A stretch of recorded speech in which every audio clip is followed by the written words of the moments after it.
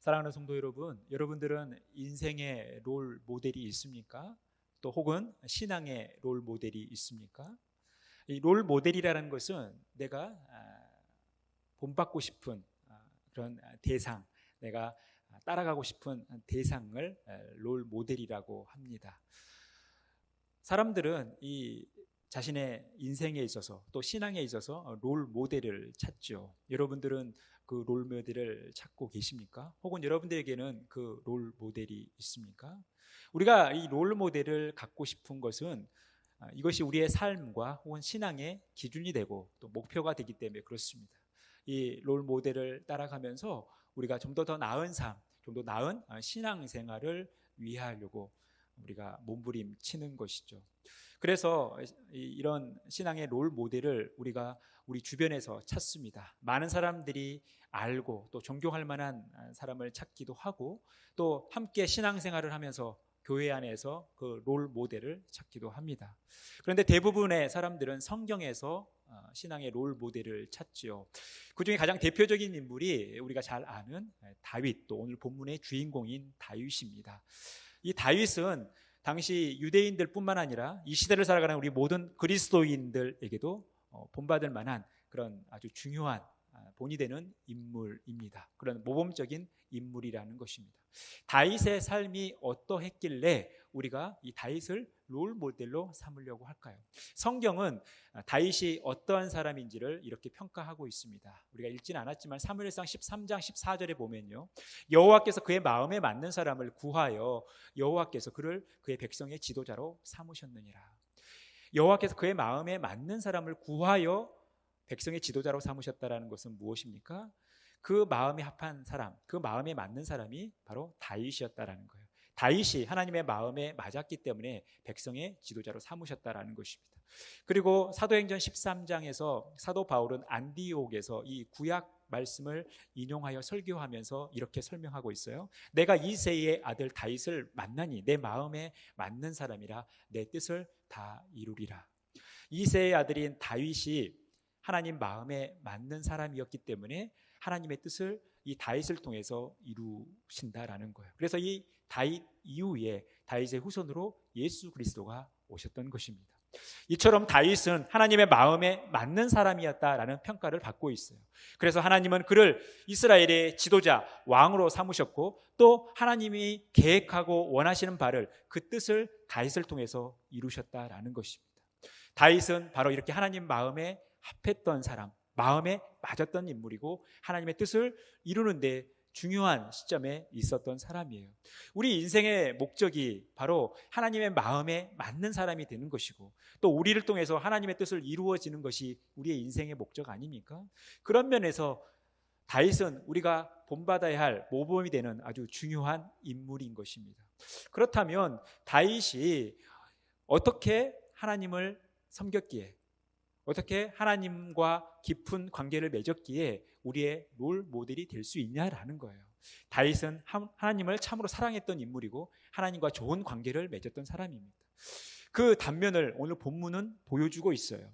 그리고 이 본문 속에서 다윗이 어떻게 그러한 삶을 살았는지 그 이유를 보여주고 있다라는 것입니다. 오늘 본문 말씀을 살피면서 우리가 회복하고 또 우리가 능력으로 갖춰야 할 9번째 이야기를 함께 나누고자 합니다. 오늘 본문 말씀은 다윗이 하나님의 법궤를 다윗성으로 메어오는 장면을 보여주고 있습니다. 왜 다윗이 법궤를 다윗성으로, 예루살렘 성으로 모셔오고자 했는가, 메어오고자 했는가? 바로 이 법궤가 의미하는 것이 있기 때문에 그래요. 우리가 읽진 않았지만 사무엘하 6장 2절에 보면 다윗이 더불어 바알레 유다로 가서 거기서 하나님의 궤를 메어 오려하니 그 궤는 그룹들 사이에 자정하신 만군의 여호와 이름으로 불리는 것이라. 바로 이 법궤는 하나님의 임재를 상징했어요. 이 법궤를 통해서 하나님의 살아계심을 경험한다라는 것입니다. 이 법궤를 통해서 하나님은 하나님의 살아계심을 드러냈고 제사장들에게 하나님의 뜻을 말씀하셨던 거예요. 그러니까 이 법궤는 하나님의 임재의 상징이고, 즉 우리가 이 법궤 앞에 있다라는 것은 하나님 앞에 서 있다라는 것을 의미하는 것이죠.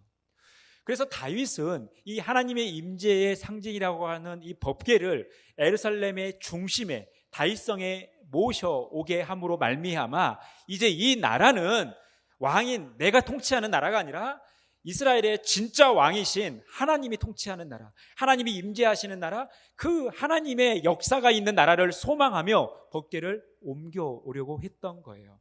그런데 처음 다윗은 이 법궤를 옮겨오는 그 과정 속에서 실수를 합니다. 빨리 이 법궤를 모셔오고 싶어서 잘 준비되지 않는 상태에서 급한 마음에 이 일을 진행하다 보니까 하나님이 원하시지 않는 방법을 동원하게 되는 거예요. 그래서 문제가 발생하게 되고 이 일은 결국 하나님의 진노를 사게 됩니다. 하나님의 진노를 사자 우사가 그 자리에서 죽게 돼요. 이 일에 충격을 받은 다윗은 의기소침하여 법궤를 옮기는 것을 중단하게 됩니다. 그런데 3달이라는 시간이 지나고 나서 다윗에게 즐거운 소식, 기쁜 소식이 또 들려오는 거예요. 12절에 보니까 어떤 사람이 다윗 왕에게 아뢰어 이르되 여호와께서 하나님의 궤로 말미암아 오베드돔의 집과 그의 모든 소유의 복을 주셨다 한지라. 다윗이 가서 하나님의 궤를 기쁨으로 메고 오베드돔의 집에서 다윗성으로 올라갈세. 의기소침해 있었던 다윗에게 그의 마음을 자극할 만한 소식이 들려온 거예요. 이 법궤가 잠시 머물고 있는 오베드돔의 집에 이 법궤로 말미암아 이 오베드돔이 온 집이 복을 받았다라는 소식을 듣게 된 거예요. 그러니까 이 하나님을 갈망하고 하나님의 복을 갈망했던 다윗은 이 소식에 자극을 받을 수밖에 없었던 것이죠. 그리고 이 사실에 입각한 거예요. 이 소식은 여호와의 궤가 가드사람 오베드돔의 집에 석 달을 있었는데 여호와께서 오베드돔과 그의 온 집에 복을 주시니라 라고 11절에서 말씀하고 있어요. 법궤를 잠깐 모시고 있는 오베드돔이 복을 받은 거예요. 그러니 여러분 이 다윗 입장에서 이 법궤가 다시 탐나지 않겠어요? 이 법궤를 다시 예루살렘으로 다윗성으로 모시고 오고 싶지 않았겠습니까? 그래서 그는 이 소식을 듣고 나서 바로 이 법궤를 옮기는 작업을 합니다. 그런데 오늘 본문은 자세하게 묘사되어 있진 않지만 역대상 15장은 본문을 굉장히 정확하게 또 자세히 묘사하고 있어요. 제가 역대상 15장 13절에서 15절 말씀을 읽겠습니다. 전에는 너희가 매지 아니하였으므로 우리 하나님 여호와께서 우리를 찢으셨으니 이는 우리가 규례대로 그에게 구하지 아니하였음이라 하니 이에 제사장들과 레위 사람들이 이스라엘 하나님 여호와의 궤를 메고 올라가려 하여 몸을 성결하게 하고 모세가 여호와의 말씀을 따라 명령한 대로 레위 자손이 체해 하나님의 궤를 꿰어 어깨에 매니라.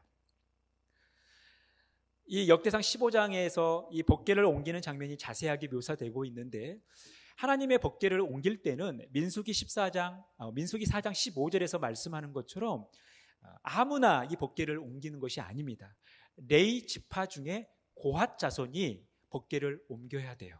그런데 이 법궤를 옮길 때는 주의해야 할 것이 무엇이냐면 손으로 만지면 안 돼요. 그러니까 어깨에 매야 되고 이것이 지정된 사람들에 의해서 옮겨졌어야 했습니다. 그런데 처음에 다윗이 법궤를 옮기려고 할 때는 이 레위 지파 중에서 사람을 뽑은 게 아니라 유다 지파 사람인 이 우사와 아요를 선택해서 그들을 통해서 법궤를 옮기게 했어요. 그런데 이 법궤를 어깨에 메고 옮겨야 되니까 손으로 만져서는 안 되는데 이 우사와 아요가 이 법궤를 어떻게 옮기냐면 수레에 싣고 옮기는 거예요. 근데 이 수레에 싣고 옮길 때에 소가 뛰니까 이 수레가 움직이지 않겠어요? 그러니 법궤가 떨어질지 모르니까 이 법궤를 만진 거예요. 그래서 우사가 그 자리에서 죽게 된 거예요. 그래서 그곳을 베레스 우사라고 일컬은 거 아닙니까? 이런 실수를 반복하지 않으며 법궤를 다윗은 이제 다윗성으로 옮기게 됩니다. 이 일은 다윗뿐만 아니라 온 이스라엘 백성들의 축제예요. 바로 축제 분위기가 되었다라는 것입니다. 15절 말씀해 보시면요, 다윗과 온 이스라엘 족속이 즐거이 환호하며 나팔을 불고 여호와의 궤를 메어 오니라. 다윗과 온 이스라엘 족속이 어떻게 했다라는 거예요? 즐거이 환호했다라는 거예요. 나팔을 불었다라는 거예요. 지금 이 여호와의 궤를 메어오는 일이 얼마나 기쁜 일이고 의미 있고 가치 있는 일인지 다윗뿐만 아니라 온 이스라엘 백성들이 환호를 부르며 즐거이 이 일을 맞이하고 있다라는 거예요. 이 일에 참여하고 있다라는 것입니다. 또 17절 말씀해 보면요, 여호와의 궤를 메고 들어가서 다윗이 그것을 위하여 친 장막 가운데 그 준비한 자리에 그것을 두매 다윗이 번제와 화목제를 여호와 앞에 드리니라. 그 법궤를 준비한 곳에 두고 나서 하나님께 번제와 화목제를 드리고 있어요. 하나님 앞에 이 제사하고 있는 다윗의 모습을 보게 됩니다. 또한 이제 식후 행사로 그들이 행한 일이 있어요. 18절에서 19절. 다윗이 번제와 화목제 드리기를 마치고 만군의 여호와의 이름으로 백성에게 축복하고 모든 백성 곧 온 이스라엘 무리에게 남녀를 막론하고 떡 한 개와 고기 한 조각과 건포도 떡 한 덩이씩 나누어 주매 모든 백성이 각기 집으로 돌아가니라. 어떻습니까? 이제 하나님께 화목제와 번제를 드리고 나서 그들이 음식을 나누는 거예요. 애찬식을 하는 거예요. 떡 한 개와 또 고기 한 조각, 또 건포도 한 덩이씩 나누어 주고 그들은 다시 집으로 돌아가는 것입니다. 우리가 부활절 때 계란을 나누고 또 추수감사절 때 과일과 떡을 나누는 것처럼 오늘 이 법궤를 다윗성으로 모셔오는 이 중요한 행사에 그들은 이제 서로를 축복하고 음식을 나누는 일들을 하게 됩니다. 온 나라가 엄청난 축제에 휩싸여 있는 모습을 보게 되는 거예요. 모두가 기뻐하고 그 일에 참여하고 있습니다. 그런데 이 분위기 속에서 대조되는 두 인물이 있어요. 바로 다윗과 그의 아내인 미갈입니다. 여러분, 다윗이 어떻게 하고 있어요? 14절 말씀해 보면요, 다윗이 여호와 앞에서 힘을 다하여 춤을 추는데 그때에 다윗이 배 에봇을 입었더라. 지금 다윗은 무엇을 하고 있습니까? 여호와 앞에서 힘을 다하여 춤을 추고 있어요. 얼마나 기뻤는지, 얼마나 감격스러운지, 하나님의 법궤를 다윗성으로 모셔오는 일이 얼마나 그에게는 기쁘고 감격스럽고 즐거운 일인지 여호와 앞에서 힘을 다하여 춤을 추고 있습니다. 그런데 미갈은 어떻게 하고 있어요? 여호와의 궤가 다윗성으로 돌아올 때에 16절, 사울의 딸 미갈이 창으로 내다보다가 다윗 왕이 여호와 앞에서 뛰놀며 춤추는 것을 보고 심중에 그를 업신여기니라. 온 백성들이 기뻐하고 그 현장에서 즐거움을 누리고 있는데 미갈은 지금 그 현장에 나가보지도 않은 거예요. 창문으로 내다봤다는 것은 뭐예요? 집에서 창문으로 내다보면서 이 현장에 가지 않았다라는 것이죠. 함께 즐거워하지 않고 있다라는 거예요. 뿐만이 아니라 여호와 앞에서 뛰놀며 춤추고 있는 다윗을 보면서 심중에 그 마음속으로 그를 업신여기는 거예요. 지금 모든 사람들이 즐거워하는 이 하나님의 임재의 현장에 지금 미갈은 참여하지 않고 있고 그것을 열심히 참여하며 그 기쁨을 누리고 있는 다윗을 업신여기는 모습을 보게 됩니다. 뿐만이 아니에요. 이제 다윗이 가족들을 위해 축복하기 위해 가족들에게 갔을 때 지금 미갈이 어떤 반응을 보입니까? 20절 말씀, 다윗이 자기의 가족에게 축복하러 돌아오매 사울의 딸 미갈이 나와서 다윗을 맞으며 이르되 이스라엘 왕이 오늘 어떻게 영화로우신지 방탕한 자가 염치 없이 자기의 몸을 드러내는 것처럼 오늘 그의 신복의 계집종의 눈앞에서 몸을 드러내셨도다 하니. 마음으로만 다윗을 업신여긴 것이 아니라 다윗이 자기 앞에 나타났을 때 그를 맞이하며 이스라엘 왕이 어떻게 영화로우신지 지금 다윗을 우롱하면서 다윗을 비아냥거리면서 방탕한 자가 염치 없이 자기 몸을 드러내는 것처럼 지금 행동하고 있다. 하나님 앞에서가 아니라 신복의 계집종의 눈앞에서 몸을 드러내셨다, 속살을 드러내셨다라고 이야기하고 있다라는 것입니다. 그 마음속으로 업신여기던 것이 이제 그 입술을 통해서 나타난 것입니다. 다윗의 행동을 못마땅해 여기는 거예요. 하나님의 임재 앞에서 그 기쁨의 감격을 감추지 못하는, 그래서 열심히 춤을 추며 뛰놀고 있는 다윗, 그 다윗을 받아들이지 못하고 인정하지 못하는 미갈의 모습을 보게 됩니다. 이 미갈에게 다윗이 이렇게 이야기하는 거예요. 21절 말씀, 다윗이 미갈에게 이르되 이는 여호와 앞에서 한 것이니라. 그가 내 아버지와 그의 온 집을 버리시고 나를 택하사 나를 여호와의 백성의 이스라엘의 주권자로 삼으셨으니 내가 여호와 앞에서 뛰놀리라. 내가 지금 하는 행동은 여호와 앞에서 하는 행동이고 나를 이스라엘 백성의 주권자로 삼으셨으니까 내가 지금 여호와 앞에서 뛰노는 것이다.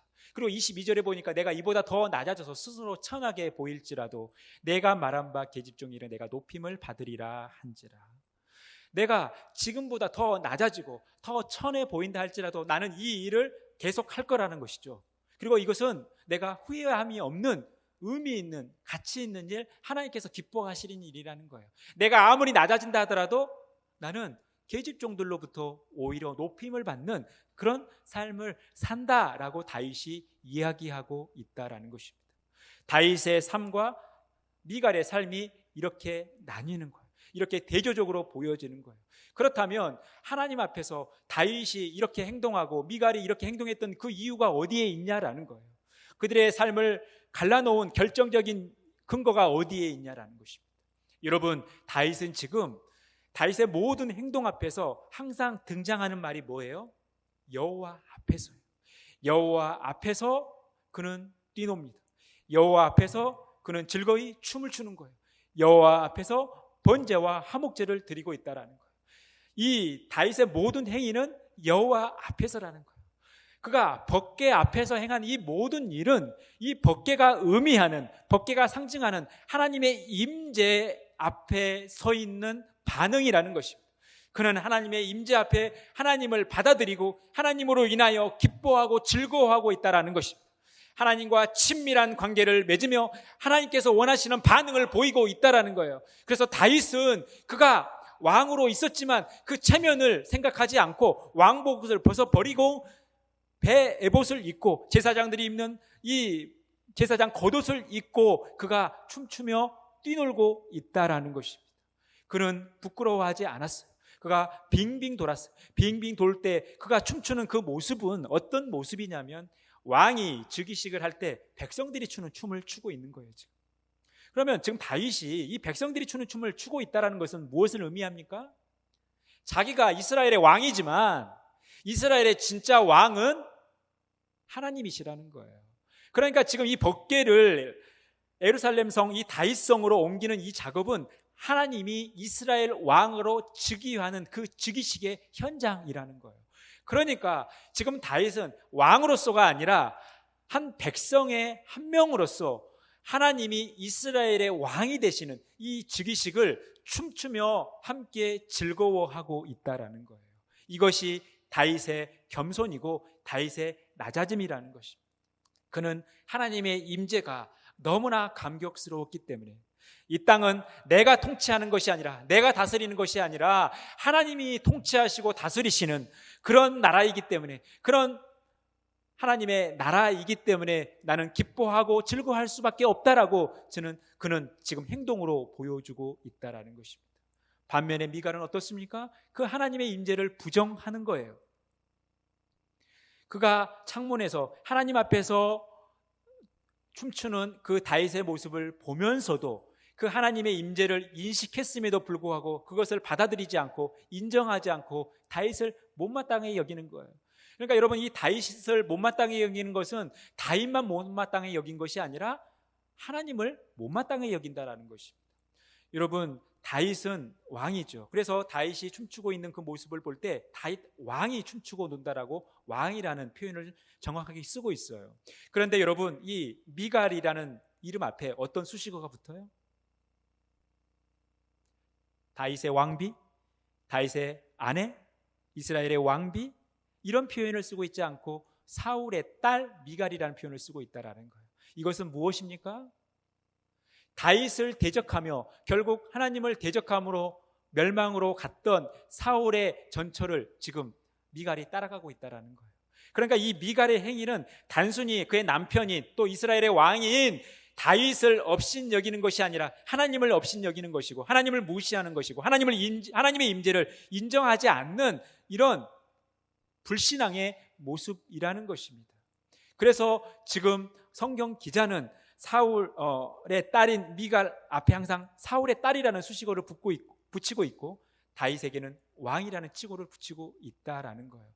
아무리 미갈이 다윗을 깎아내렸지만 그를 낮추어 이야기하지만 결국 이 다윗은 어때요? 하나님께서 높여주고 있다는 것을 보여주는 거예요. 야고보서 4장 10절 말씀에 보면요, 주 앞에서 낮추라, 그리하면 주께서 너희를 높이시리라. 베드로전서 5장 6절에 보면 그러므로 하나님의 능하신 손 아래에서 겸손하라, 때가 되면 너희를 높이시리라. 우리가 하나님 앞에 우리 자신을 낮출 때, 우리가 하나님 앞에 겸손할 때 하나님께서 우리를 높이신다라는 거예요.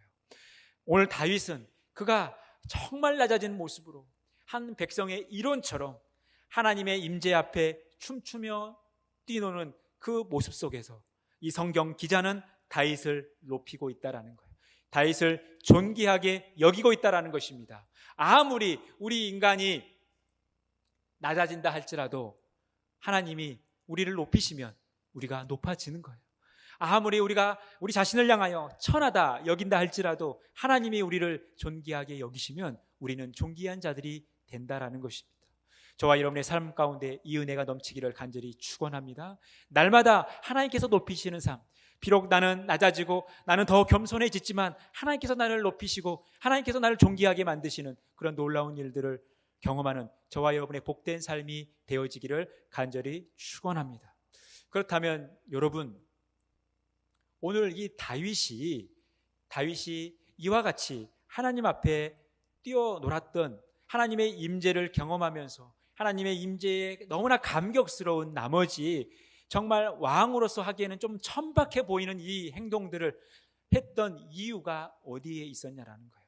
오늘 우리가 살피고 있는 이 사무엘하 6장에서 법궤를 다윗성으로 모셔오는 과정 속에서 다윗이 이와 같은 행동을 한 이유, 그 심정을 시편 131편에서는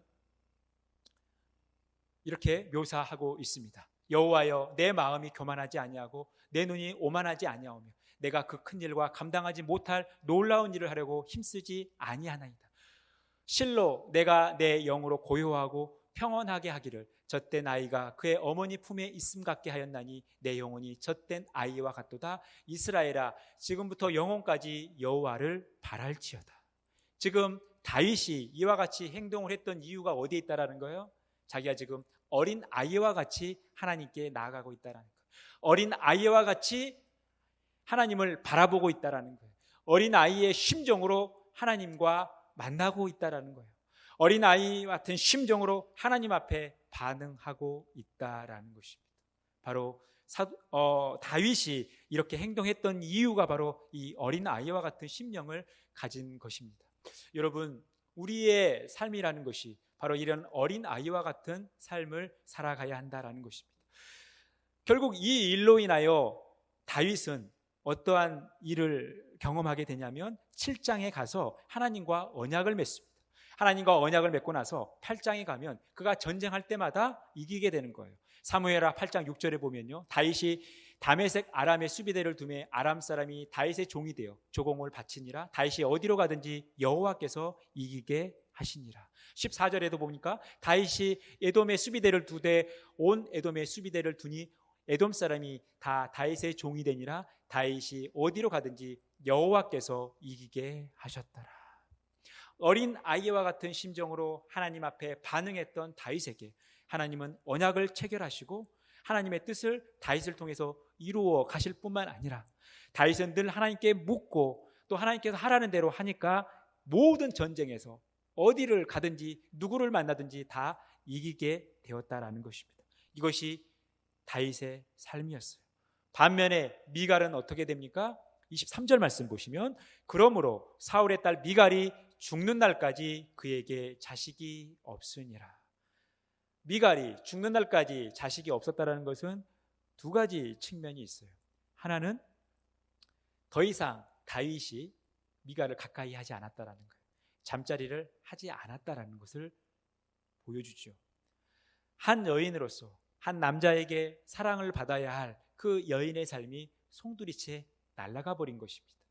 혹 다윗이 미갈과 잠자리를 했다 할지라도 임신을 할 수 없게 된 것이죠. 불임을 경험하게 되는 것입니다. 여러분, 이 불임이 의미하는 게 뭘까요? 여러분, 왕비가 가장 힘을 낼 때가 언제입니까? 가장 힘이 셀 때가 언제예요? 여러분이 사극을 보시면 아시겠지만 우리나라 같은 경우도 중전마마가 제일 힘이 셀 때가 언제입니까? 왕자를 낳을 때예요. 왕자를 낳고 나면 누가 건드리지 못합니다. 여러분, 미갈이 지금 아이가 없었다라는 것은 그가 정치적으로 아무런 힘이 없게 됐다라는 거예요. 정치적으로 힘을 쓸 수 없었다는 거예요. 그런데 더 심각한 문제는 정치적으로 그가 힘을 잃은 것뿐만이 아니라 이제 다윗의 후손으로 예수 그리스도가 오시는데, 그 메시아가 오시는데 이 메시아의 조상의 반열에서 이탈하게 된 거예요. 그 자리를 누구에게 빼앗기는 거예요? 밧세바에게 빼앗기는 거예요. 그러니까 이 미갈은 그의 육적인 복뿐만 아니라, 정치적인 복뿐만이 아니라 영적인 복도 놓쳐버리게 된 거죠. 영적인 복도 받지 못하게 된 거예요.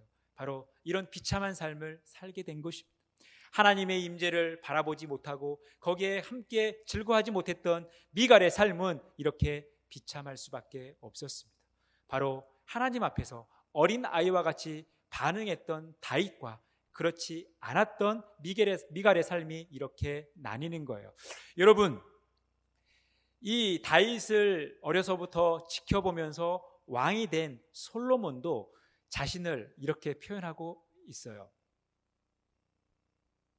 열왕기상에 보면 내가 하나님 앞에 작은 아이와 같다, 하나님께 나아갈 수도 없는 작은 아이와 같다라고 묘사를 하고 있다라는 것입니다. 이것은 그가 지금 하나님 앞에 어린아이와 같은 심정으로 서 있기 때문에 저는 하나님만 바라볼 수밖에 없습니다, 하나님만 의지할 수밖에 없습니다라는 거예요. 변질되기 전 다윗은 바로 그러한 삶을 살았던 거예요. 변질되기 전 솔로몬은 바로 하나님 앞에 그런 어린아이와 같은 삶을 살았던 거예요. 그러니까 다윗 왕이 됐든 솔로몬 왕이 됐든 바로 이 어린아이와 같이 하나님 앞에 섰을 때는 그들이 훌륭한 왕이 될 수밖에 없었던 것이에요. 왜냐하면 그들 가운데 하나님이 함께 하셨기 때문에 그렇습니다.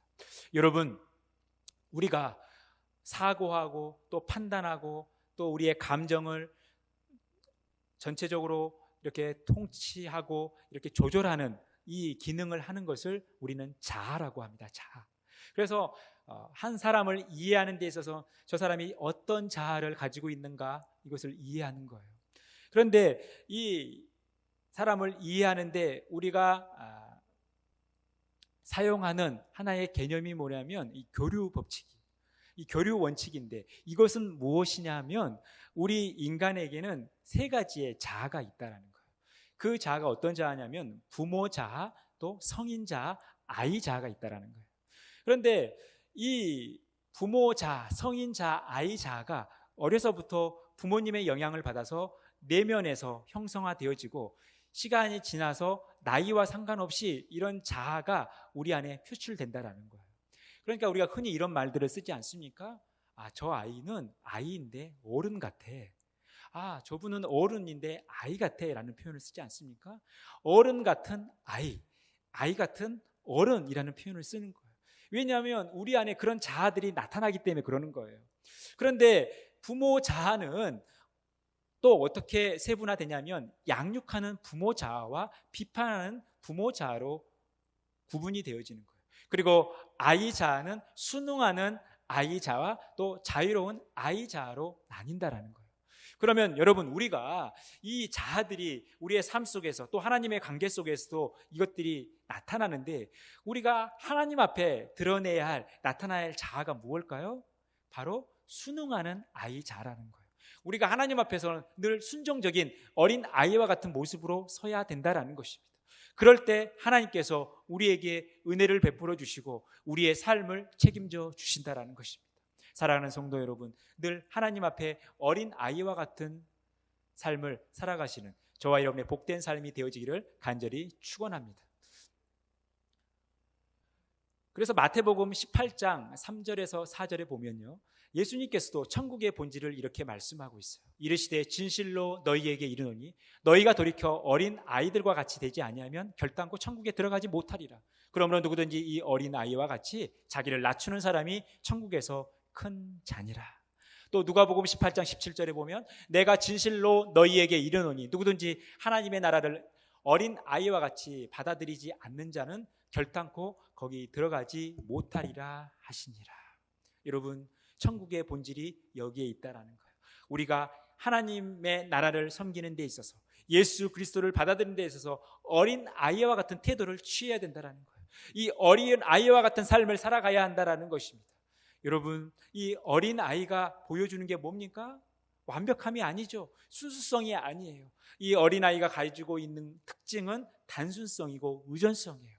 여러분, 다윗이라는 인물이 완벽한 인물입니까? 그렇지 않아요. 다윗이라는 인물이 완벽하진 않지만 그는 늘 하나님을 의지하고 하나님을 바라보는 사람 아닙니까? 그러니까 하나님의 은혜를 크게 입었던 사람이기 때문에 우리가 다윗을 우리 인생의, 우리의 신앙의 롤 모델로 삼으려고 하는 거 아닙니까? 여러분, 하나님이 우리에게 기대하시는 것은 바로 어린 아이와 같은 심정으로 하나님 앞에 서는 거예요. 사랑하는 성도 여러분, 하나님의 임재를 경험하기를 원하십니까? 여러분, 하나님 때문에 늘 예배의 감격 속에 빠지기를 원하십니까? 여러분들이 늘 하나님과 친밀한 관계를 맺으며 살아가기를 원하십니까? 하나님이 여러분들을 통해서 하나님의 뜻을 이루어 가시는 그 놀라운 은혜를 경험하기를 원하십니까? 여러분, 우리가 그러기 위해선 어린 아이와 같은 심정을 가지고 살아가야 한다라는 것입니다. 여러분, 우리는 다윗의 삶을 따라가기를 원하십니까? 여러분, 우리가 다윗처럼 살 수는 없을까요? 살 수 있다라는 거예요. 다윗이 그랬던 것처럼 하나님 앞에 우리가 어린 아이와 같이 하나님을 의지하고 하나님만 바라보는, 하나님만 향하여 나아가는 그러한 심정으로 우리가 하나님 앞에 서자라는 것입니다. 오늘은 우리가 어린이 주일로 지킵니다. 요즘 아이들이 영악해졌어요. 이 아이들 감당할 수가 없어요 하는 이야기들이 있지만, 어린 아이는 예수님께서 천국의 본질을 설명해주는 시청각의 좋은 소재입니다. 우리는 어린 아이에게서부터 하나님을 섬기는 법을 배워가는 거예요. 우리가 어떻게 하나님 앞에 설 것인가, 우리가 어떻게 하나님을 향하여 나갈 것인가, 이것을 배워간다라는 것입니다. 사랑하는 성도 여러분, 이 어린이 주일을 맞이하여 우리가 하나님 앞에 어떠한 모습으로 설 것인가를 다시 한번 묵상하시면서 하나님 앞에 어린아이 같은 마음으로 하나님을 의지하고 하나님만 바라봄으로 하나님의 뜻이 저와 여러분의 삶 가운데 그대로 이루어지고 그것들을 친히 이루어 가시는 놀라운 일들을 경험하는 복된 삶 살아가시기를 간절히 축원합니다. 하나님 감사합니다. 하나님께서 저희들을 사랑하셔서 하나님의 은혜 속에서 우리가 살아가게 하심을 감사합니다. 우리가 어린 아이와 같은 심정으로 하나님께 예배하고 어린 아이와 같은 심정으로 하나님의 임재를 경험하며 어린 아이와 같은 심정으로 하나님께 나아갈 때 하나님께서 하나님의 모든 뜻들을 우리 안에 이루실 줄 믿습니다. 이 은혜가 우리 모두에게 넘치도록 주여 역사하여 주옵소서. 모든 말씀을 거룩하신 예수님의 이름으로 기도합니다.